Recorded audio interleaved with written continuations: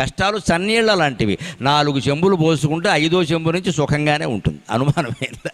ఎంత చలికాలమైనా కానివ్వండి, అయ్యప్ప దీక్షల వాళ్ళు ఉంటారు, వాళ్ళు తెల్లారగట్ట 4 గంటలకు లేస్తారు, చన్నీళ్ళే స్నానం చేస్తారు, అందులో ఎవరు వేణీళ్ళు పోసుకోరు. ఎలా పోసుకుంటున్నారండి?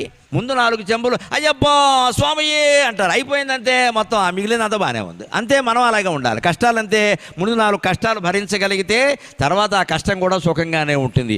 ఎప్పుడూ కష్టాలు ఎక్కువ వస్తున్నాయంటే యువతరం ఒకలా ఆలోచించాలి.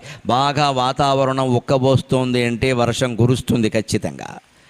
వేసిన సెగ్గడ్డ ఉక్కబోస్తుందంటే వర్షం వస్తుంది.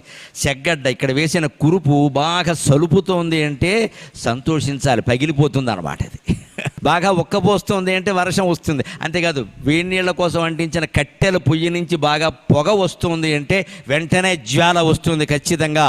అలాగే కష్టాలు నీ జీవితంలో కమ్మాయి అంటే భగవద్ అనుగ్రహం వర్షం రూపంలో కురవడానికి సిద్ధంగా ఉంది.